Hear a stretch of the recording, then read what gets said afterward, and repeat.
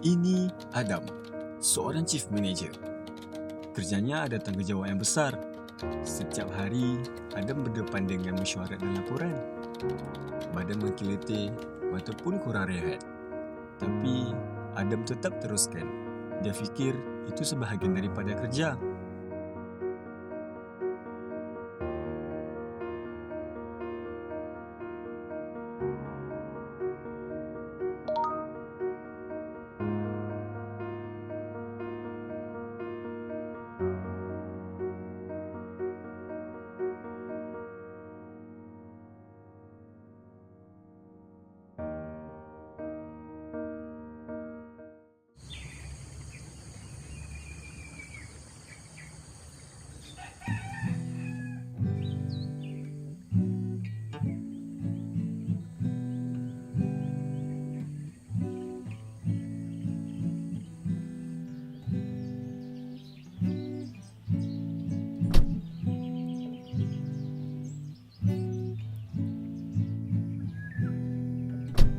Perjalanan ke tempat kerja Adam jauh.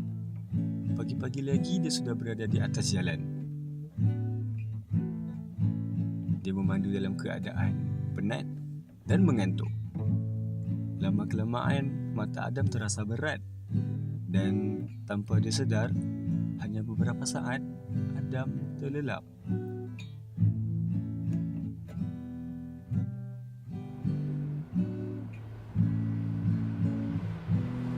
Tapi saat itu cukup membahayakan. Detik itu buat Adam tersentak.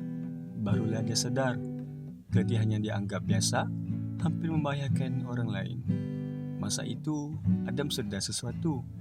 Ini bukan lagi tentang kerja, ini tentang keselamatan.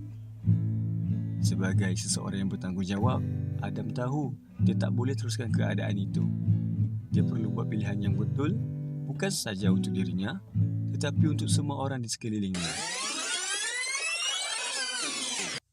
Adam memilih untuk tidak memandu sendiri. Dia memilih cara yang lebih selamat.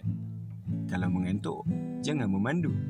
Kerana terlelap walaupun sesaat, boleh merenggut nyawa dan meninggalkan penyesalan. Jangan bawa keletihan ke jalan raya. Fikir dengan tenang, buat pilihan yang bertanggungjawab demi keselamatan semua.